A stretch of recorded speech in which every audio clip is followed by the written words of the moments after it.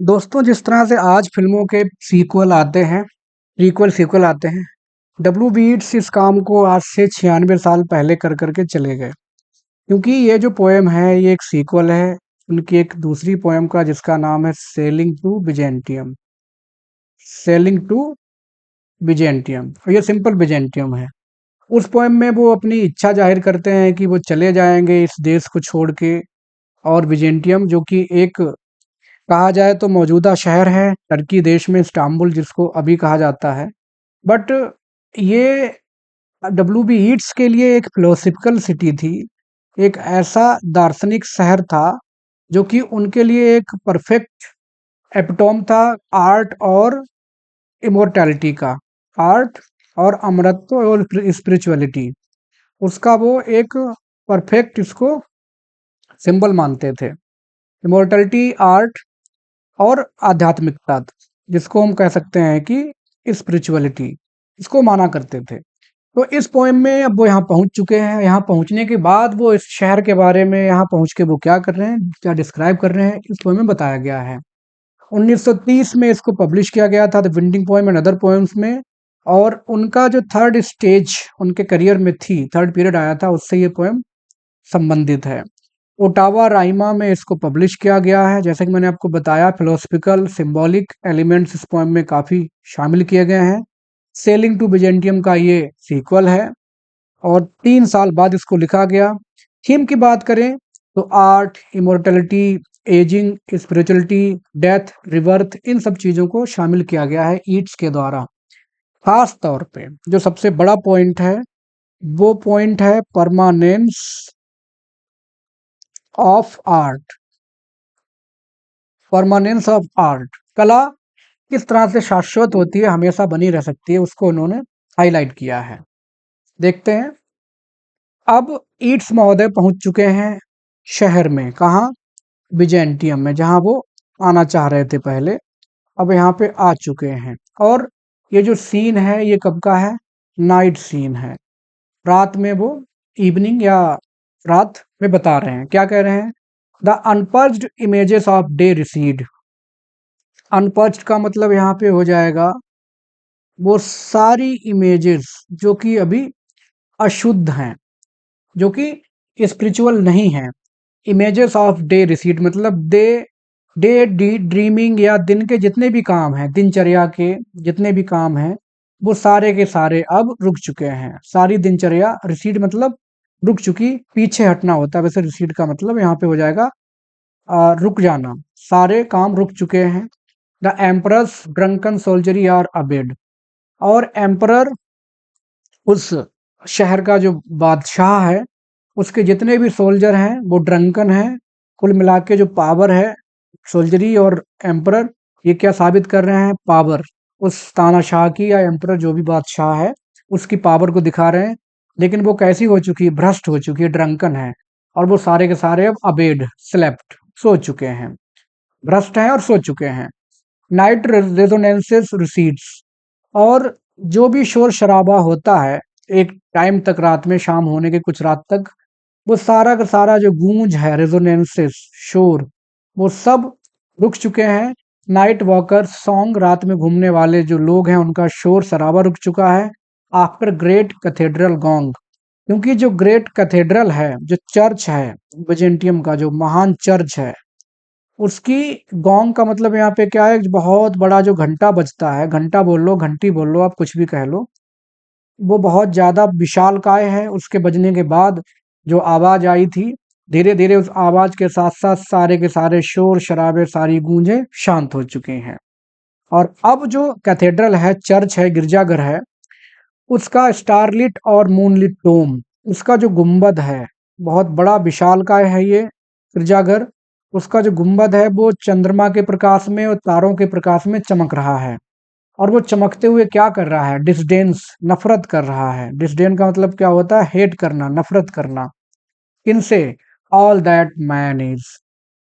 क्योंकि चर्च जो है वो स्पिरिचुअलिटी का प्रतीक है, स्पिरिचुअलिटी का प्रतीक है, इमोर्टैलिटी का प्रतीक है, शुद्धता का प्रतीक है। तो उन सब चीजों से उसको नफरत है। किन चीजों से नफरत है? जो कि इंसान के द्वारा बनाई गई हैं, या जो कि टेम्पररी हैं, क्षणिक हैं, जो सारी की सारी चीजें क्षणिक हैं, अशुद्ध हैं, उनसे उसे नफरत है। या स्पिरिचुअलिटी जो है वो ह्यूमन वाइसेस की, मानवीय जो गुण है, अवगुण है, जो भी हैं, उन सब की वो मजाक बना रहा है, उनसे नफरत कर रहा है। ऑल मेयर कॉम्प्लेक्सिटीज, क्योंकि है क्या, मानव की जिंदगी में ऑल मियर कॉम्प्लेक्सिटीज, सिर्फ और सिर्फ कॉम्प्लेक्सिटीज हैं। कॉम्प्लेक्सिटीज का मतलब यहाँ पे क्या है, मानव की जिंदगी में सिर्फ डिजायर्स हैं, एम्बिशंस हैं, desires, ambitions, lust and hunger for power, या तमाम ऐसी चीजें जो सिर्फ जिंदगी को कॉम्प्लेक्स करती हैं, आसान नहीं करती हैं। क्योंकि हम लोग लगातार we are running after fame, we are running after money, we are running after happiness, but हकीकत क्या है उसको हम पहचान नहीं पाते। पूरी जिंदगी यही चलता रहता है। तो हमारी जिंदगी पूरी तरह से कॉम्प्लिकेटेड है। The fury and the Mayar of human veins, और मानव के जो नसें हैं, वेन्स मतलब इंसान की नसों में जो ब्लड दौड़ रहा है, उसमें सिर्फ क्या है, कीचड़ है, मायर है, जो कि नष्ट हो जाता है। वो क्या है, मतलब मोर्टेलिटी है, वो क्षण भंगुरता है, खत्म हो जाएगी। या कह सकते हैं कि करप्शन है, इंसान पूरी तरह से करप्ट हो चुका है। उसके अंदर करप्शन, कौन सा करप्शन है, पैसे वाला नहीं, मोरल करप्शन है। एंड फ्यूरी का मतलब यहाँ पे वही गुस्सा, रेस्टलेसनेस, बेचैनी, सारी कॉम्प्लेक्सिटीज उसके ह्यूमन ब्लड में शामिल हैं। तो इन सब चीजों को कौन हेट कर रहा है, वो जो गुंबद है उस गिरजाघर का, वो सब इन सब से नफरत कर रहा है, मजाक बना रहा है मानवीय जिंदगी की। आगे वो कह रहे हैं, तभी इनको एक इमेज दिखाई देती है, before me floats an image, इनको एक इमेज या एक चित्र या एक स्पिरिट, आत्मा, कुछ भी कह सकते हैं, वो इनको दिखाई देती है। क्योंकि वो स्पिरिचुअल सिटी है तो वहां आत्माएं घूमती रहती हैं। क्या है, मैन और शेड, क्या वो इंसान है या सिर्फ एक परछाई है, इनको समझ नहीं आ पा रहा है। क्योंकि ये कंफ्यूज्ड है, थोड़ा सा कंफ्यूजन में, समझ नहीं पा रहे हैं क्या है। शेड मोर देन मैन, फिर इनको वो इंसान से ज्यादा परछाई दिखती है। मोर इमेज देन ए शेड, फिर इनको वो आत्मा ज्यादा दिखाई देती है परछाई से ज्यादा। कुल मिला के ये जो चीजें हैं, इनसे सिंबलाइज हो रहा है कि जो स्पिरिचुअलिटी है और जो मोरल करप्शन, उसके बीच का कंफ्यूजन है। आदमी तय नहीं कर पाता है कि मुझे सामने जो दिख रहा है वो क्या है। He is unable to recognise it. For Hades bobbin bound in mummy cloth, Hades मतलब क्या है यहाँ पे, जो ग्रीक मिथोलॉजी है उसमें हेडीज कहा जाता है, अंडरवर्ल्ड को कहा जाता है, जिसको अपने धर्म में, हिंदू धर्म में क्या कहते हैं, पाताल लोक। क्या कहा जाता है, पाताल लोक, स्वर्ग लोक, पाताल लोक, है ना, सब कहते हैं। For Hades bobbin bound in mummy cloth, bobbin का मतलब यहाँ पे क्या होता है, चरखी या चक्र, जिसमें एक कपड़ा लपेटा गया हो, जैसे कि मम्मी में लपेट दिया जाता है, थ्रेड्स, कपड़े के धागे, थ्रेड्स लपेटे हुए हों। May unwind the winding path, a mouth that has no moisture and no breath. वो कहना चाह रहे हैं ये जो मुझे दिखाई दे रहा है, इसको कौन बताएगा, इसको जो पाताल लोक की एक चरखी होती है जिसपे मम्मी का कपड़ा चिपका रहता है, वो इस तरह से उसको अपने आप को, कपड़े को अनविंड करेगी। जब वो चरखी घूमेगी घूमेगी तो क्या होगा, उससे कपड़ा हट जाएगा, और उसके बाद ही जो ट्रू रियलिटी है उस आत्मा की, ट्रू आइडेंटिटी है, वो तभी समझ में आएगी कि आखिर है क्या। जैसे मान लीजिए कोई पूरी तरह से अपने आप को ढक करके आए और आप उसको देख ही ना पाए, तो आप उसको नहीं पहचान पाएंगे। तो ये आत्मा कैसी है, इसको पाताल लोक की जो चरखी है जिसपे मम्मी का कपड़ा या डेड बॉडी के तौर तौर पे जो कपड़ा, कफन लिपटा रहता है, जब वो हट जाएगा पूरी तरह से, जब ये घूमेगी, तभी ये अनविंड विंडिंग पाथ जो है अनविंड हो जाएगा, या जो सीक्रेट है उसकी आइडेंटिटी का वो रिवील हो जाएगा, तभी ये बता पाएंगे ये है क्या। फिर इनको वो दिखाई दे जाती है आत्मा। तो कहते हैं mouth that has no moisture and no breath, एक ऐसी आत्मा जिसमें कोई भी क्वालिटीज नहीं है, ना तो वो ह्यूमन बीइंग जैसा उसमें कोई सलाइवा नहीं है और सांस भी नहीं है, लेकिन क्योंकि वो स्पिरिचुअल है तो वो कुछ भी कर सकती है। ब्रीथलेस माउथ में समन, यहाँ तक कि बिना सांस वाले मुंह, या जो स्पिरिचुअल आत्माएं हैं उनके अंदर वो स्पिरिचुअल पावर होती है कि वो भी बोल सकती हैं। समन का मतलब क्या होता है, बुलाना। यहाँ बेजेंटियम की जो आत्माएं हैं, भले ही उनमें ह्यूमन क्वालिटीज नहीं है, सलाइवा, सांस जो कि ह्यूमन के अंदर होती हैं, बट ये ऐसी, इनको जरूरत ही नहीं इन सब चीजों की, आत्माओं को। वो भी बुला सकती हैं, आवाज कर सकती हैं, बात कर सकती हैं। तो कहते हैं कि ये मेरे नजर में क्या है, ये सुपर ह्यूमन है। आई हेल द सुपर ह्यूमन। और जब मैं ये सब देख रहा हूं तो मैं इसको वेलकम कर रहा हूँ। हेल का मतलब I welcome the super human. I call it death in life and life in death. और वो इसको क्या बोलते हैं, डेथ इन लाइफ का मतलब क्या है, एक ऐसी जिंदगी जो विदाउट स्पिरिचुअलिटी हो, जिसमें स्पिरिचुअलिटी ना हो, उसको बोल रहे हैं लाइफ इन डेथ। और उसके बाद डेथ इन लाइफ बोल रहे हैं, उसके बाद लाइफ इन डेथ बोल रहे हैं, मतलब कि जिसमें स्पिरिचुअलिटी हो जाएगी, या जो इंसान मर भी जाएगा, उसके बाद मौत के बाद भी जिंदगी शुरू होगी, तो वो भी रियल लाइफ शुरू होती है। कुल मिला के कॉन्ट्रास्टिंग विचार हैं दोनों में। और दोनों का कहने का मतलब ये है कि अगर हम जिंदगी जी रहे हैं और हमारे अंदर स्पिरिचुअलिटी नहीं है, तो हमारी जिंदगी कैसी है, मौत समान है। दूसरी तरफ अगर हम मर भी गए हैं और मरने के बाद जो हमारी रियल जिंदगी शुरू होगी वो स्पिरिचुअल होगी, आफ्टर लाइफ, तो लाइफ इन डेथ कही जाएगी, मरने के बाद भी हम जिंदा कहे जाएंगे। कुल मिला के spirituality, without spirituality and with spirituality, तो death in life and life in death का मतलब ये हो गया यहाँ पर। आगे वो कह रहे हैं मिरेकल, बर्ड और गोल्डन हैंडीवर्क। मिरेकल, बर्ड और गोल्डन हैंडीवर्क। अब वो कह रहे हैं कि अब उनको एक और चीज दिखाई देती है, एक चिड़िया दिखाई देती है जो कि गोल्डन हैंडीवर्क है। ये एक वर्क है, गोल्ड मतलब कह सकते हैं कि गोल्डन वर्क है। कैसा है, गोल्डन आर्ट वर्क है, किसी ने इसको बनाया है, गोल्डन बर्ड है, तो इसको मिरेकल बोल रहे हैं। तो एकदम एक चमत्कार जैसा इनको दिखाई दे रहा है। मोर मिरेकल देन अ बर्ड और हैंडीवर्क, लेकिन वो इतनी ज्यादा अच्छी बनाई गई है, तो कह रहे हैं कि एक आर्ट वर्क और एक वर्ड से भी ज्यादा मुझको और ज्यादा चमत्कारी दिखाई दे रही है। क्यों, क्योंकि वो इतनी ज्यादा विलक्षण बनाई गई है वहां बिजेंटियम में। Planted on the starlit golden बाउ, और एक गोल्डन शाखा है, बाउ का मतलब पेड़ की जो शाखा होती है वो भी सुनहरी है, स्वर्ण की बनी हुई है, वहां पर ये चिड़िया बनाई गई है। Can like the cocks of Hades crow, और वो इस तरह से बात कर सकती है, इस तरह से चिल्ला सकती है जैसे कि पाताल लोक के जो क्रो होते हैं वो चिल्लाते हैं।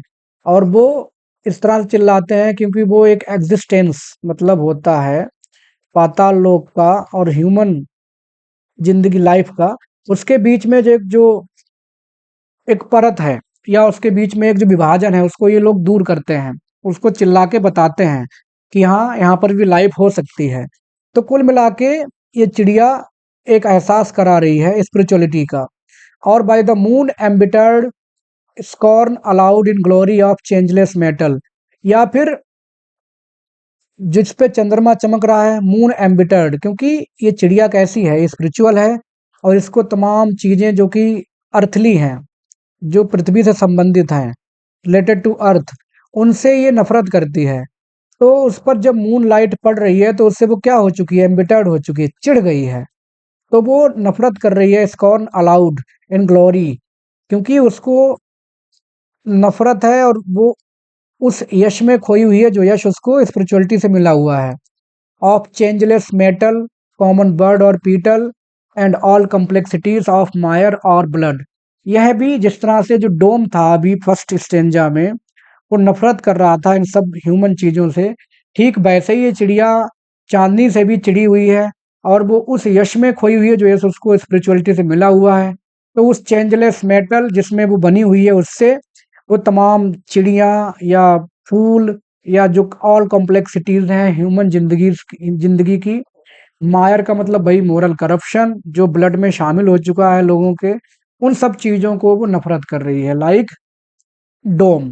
तो कुल मिला के ये एक डिबेट है इस पोएम में, खास तौर पे वो क्या है, स्पिरिचुअल वर्सेस ह्यूमन, इसके बारे में डिबेट करते दिखाई दे रहे हैं डब्ल्यू बी ईट्स, कि ये सारी चीजें जो कि आर्ट वर्क हैं या स्पिरिचुअल हैं, वो सब ह्यूमन चीजों से नफरत करती दिखाई दे रही हैं। अब वो कह रहे हैं एट मिडनाइट, अब आधी रात हो चुकी है, on the emperors payment fleet, जो एम्परर के द्वारा बनाए गए जो रास्ते हैं, वहां पर फ्लिट का मतलब क्या है, फ्लाई कर रही हैं, फ्लेम्स दैट नो फाइगट फीड्स, और ऐसी लपटें उड़ रही हैं फ्लेम्स का मतलब लपटें आग की उड़ रही हैं जिन पे नो फैगट फीड्स। ऐसा लग रहा है जिनको कोई भी, फैगट का मतलब क्या होता है, लट्ठा या लकड़ी, जिनको किसी लट्ठे या लकड़ी के द्वारा जलाया नहीं जा रहा है। जैसे हम आग जलाते हैं तो क्या होता है, लकड़ी डालते हैं उसमें, तब लकड़ी से वो जलती है। लेकिन ये जो आग जल रही है, ऐसा लग रहा है कि उनमें कोई लकड़ी नहीं है, सिर्फ ये जो आग है ये मिस्टिकल फायर है जो जल रही है। Nor steel has lit. और उस समय स्टील के द्वारा आग जलाई जाती थी, स्टील रगड़ के, तो कह रहे हैं कि ना तो उसे स्टील के द्वारा जलाया जा रहा है। जो आग है वो कैसी है, पूरी तरह से मिस्टिकल है। Nor storm disturbs. और लगातार जो फ्लेम जल रही है उन्हें कोई भी तूफान डिस्टर्ब नहीं कर पा रहा है। बहुत ज्यादा पावरफुल स्पिरिचुअल आग है ये। Flames begotten of flame. और आग स्वतः ही आग से निकल रही है, मतलब फ्लेम में से फ्लेम निकलती जा रही है। ये मिस्टिकल आग है। कुल मिला के ये कैसी आग है, ये स्पिरिचुअल आग है जो लोगों को उनके पापों से मुक्ति दिलाएगी। जैसे आपने अगर पोएटिक्स पढ़ी है जिसमें कैथारसिस थियरी दी गई है, एरिस्टोटल के द्वारा परगेशन थियरी बोलते हैं, कि आत्मा को जला करके शुद्ध कर दिया जाता है। ठीक वैसे ही ये परगेटरी आग वाली आग है जिसमें अशुद्धियां जला करके राख कर दी जाएंगी, शुद्ध कर दी जाएंगी। Flames begotten of flame where blood begotten spirits come. अब क्या है कि ये जो परगेटरी की आग जल रही है जिसमें शुद्धियां बचती हैं अशुद्धियां जलने के बाद, वहां पर क्या होता है, बहुत सारे ब्लड बिगोटन स्पिरिट्स, ऐसी आत्माएं जो कि खून से सनी हुई हैं, या यूं कहो कि फुल ऑफ सिन, पाप से भरी हुई आत्माएं आती हैं। Come and all complexities of fury leave. जैसे ही वो यहाँ पे आती हैं उनके सारे पाप, कॉम्प्लेक्सिटीज, सारी उनकी इच्छाएं, उनकी लस्ट, डिजायर, एम्बिशंस, ड्रीम्स सब खत्म हो जाते हैं और वो पूरी तरह से बचती हैं। सिर्फ और सिर्फ उनके अंदर प्योरिटी बचती है। तो कुल मिला के ये बिजेंटियम में परगेटरी भी खोल रखी गई है जिसमें आत्माओं को शुद्ध करने का काम किया जा रहा है। Dying into a dance. और वो आती हैं जैसे शिव तांडव होता है, मान के चलो, ठीक वैसे डांस कर करके आती हैं और शुद्ध होकर के चली जाती हैं। और क्योंकि कोई भी काम आसान नहीं होता है, तो जब ये आती हैं इस आग में जलती हैं तो इनको दर्द भी होता है। और वो दर्द कैसा है, एगोनी का मतलब यहाँ पे क्या है, दर्द, दिक्कत, परेशानी। Of trance. लेकिन वो किस तरह की एगोनी है, इस तरह की है जैसे कि अपने आप को ये लोग भूल जाते हैं। ट्रांस का मतलब समाधि। जैसे पूरी तरह से ये लोग समाधि में चले गए हों, तपस्या में चले गए हों, और उस तपस्या को करते हुए, दर्द सहते हुए अपने आप को शुद्ध करके आत्माएं वहां से निकल जाती हैं, चली जाती हैं। शुद्धता दी जा रही है। An agony of flame that can not singe a sleeve.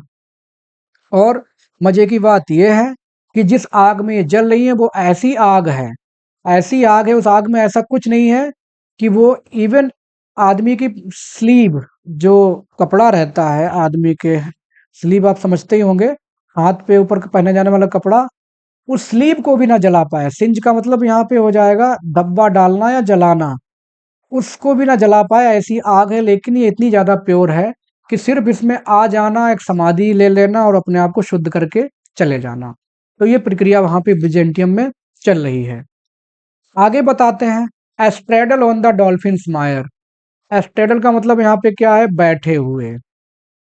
एस्ट्रेडल means यहाँ पर बैठे हुए। अब जो डॉल्फिन है, समुद्र है वहां पे डॉल्फिन है। डॉल्फिन क्या है, कैरियर ऑफ सोल्स। ये आत्माओं की वाहक हैं। इन पर आत्माएं बैठ बैठ के जा रही हैं, कहाँ, उसी आग में। Dolphin Mayar and blood. अब डॉल्फिन का मायर और ब्लड क्यों कहा गया, क्योंकि डॉल्फिन जहां से गुजर रही हैं वो भी एक तरह से ह्यूमन एग्जिस्टेंस से ही गुजर के आ रही हैं, आत्माओं को लेकर, कहाँ, उस परगेटरी में। क्योंकि इन्हें भी उन इंसानी चीजें हैं जो ambitions, desires, dreams, unfulfilled dreams, तमाम चीजों से निकल करके आत्माएं आ रही हैं डॉल्फिन की पीठ पर बैठ करके। स्पिरिट आफ्टर स्पिरिट, बहुत सारी आत्माएं चली आ रही हैं। The smithies break the flood. और यहाँ के जो लोहार हैं, स्मिदीज का मतलब जो लोहार हैं, उस फ्लड को तोड़ दे रहे हैं। फ्लड का मतलब यहाँ पे क्या है, लाइफ, कॉमन लाइफ जो इंसानों की चली आ रही है उसको ये तोड़ दे रहे हैं। The golden smithies of the emperor. और जो बादशाह है या जो गॉड है बिजेंटियम का, उसके बनाए हुए ये लोहार हैं और ये गोल्डन है। Marbles of the dancing floor. और जो डांसिंग फ्लोर है जिस पे आत्माएं भी डांस कर करके अपने आप को शुद्ध कर रही थी, परगेटरी में ले जा रही थी, उसको ये तोड़ दे रहे हैं। कुल मिला के इनको तोड़ने से ही आत्माएं और आगे बढ़ रही हैं। कुल मिला के जो एक एक जिंदगी चल रही है ह्यूमन लाइफ मॉरल करप्शन वाली, उसको ये तोड़ करके शुद्ध करने का काम कर रहे हैं। Break bitter furies of complexity, साथ ही साथ जो बिटर फ्यूरीज हैं, इंसान की जो यादें हैं, उसको परेशान करने वाली तमाम जो चीजें, डिजायर्स, लस्ट, एम्बिशंस, उन सबको ये तोड़ दे रहे हैं स्मिथीज। स्मिथीज मतलब लोहार of complexity, those images that at fresh images brigade. लेकिन होता क्या है कि एक तरफ आत्माएं शुद्ध हो जा रही हैं, दूसरी तरफ आत्माएं नई बन जा रही हैं। बिगेट का मतलब क्या होता है? जन्म देना। कि उन्हीं इमेजेस में से नई इमेजेस, नई आत्माएं बन रही हैं, वो भी जाकर के उस परगेटरी में शामिल हो जा रही हैं। कुल मिला के इट्स ये कहना चाह रहे हैं कि एक तरफ शुद्धता चलती रहती है भगवान के द्वारा इंसानों की, और दूसरी तरफ नए लोग पाप करते रहते हैं। तो कुल मिला के ये चीजें हमेशा कॉन्टिन्यू रहती हैं, हमेशा ये चीजें कॉन्टिन्यू रहती हैं, कॉन्टिन्यूएशन बना रहता है लाइफ का। That dolphin torn, that gong tormented sea, और डॉल्फिन कैरियर ऑफ सोल्स ये ले जा रही हैं आत्माओं को परगेटरी में, और दूसरी तरफ जो सी है, सी का मतलब यहाँ पे है ह्यूमन लाइफ। और उस ह्यूमन लाइफ को कौन परेशान करता है? जब भी हम लोग अपने काम करते रहते हैं, खुश रहते हैं, लेकिन जैसे ही हमारे पास धर्म के रास्ते पे चलने की बात आती है, कुछ लोग भाग जाते हैं, बचने लगते हैं। तो गॉन्ग टॉर्मेंटेड का मतलब क्या है? गिरजाघर की घंटी जब सुनाई देती है, उससे हमारी जो ह्यूमन लाइफ है बहुत ज़्यादा टॉर्मेंट, परेशान हो जाती है, क्योंकि हम लोग पापी हैं, सिनर्स हैं, हम स्पिरिचुअलिटी से दूर भागते हैं। और कुल मिला के ये पोएम का बहुत ज़्यादा सटीक एंड नहीं है, और इसको उन्होंने जानबूझ के इस तरह से ख़त्म किया जिससे कि एक कंटिन्यूएशन की फीलिंग आती रहे। ये सारी चीज़ें चलती रहती हैं, एक तरफ स्पिरिचुअलिटी और एक तरफ मोरल करप्शन की लड़ाई हमेशा चलती रहती है। कुल मिला के बहुत आसान पोएम नहीं है डब्ल्यू.बी. येट्स की, और ये मॉडर्निस्ट पोएम है क्योंकि इस टाइम पे लिखी गई थी जब मॉडर्निज्म चल रहा था इंग्लिश लिटरेचर में। फिर भी मैंने ट्राई किया है आपको समझाने का। अगर आपको ठीक लगता है तो आप सब्सक्राइब कर लें चैनल को, लाइक शेयर कर लें। Thanks for watching.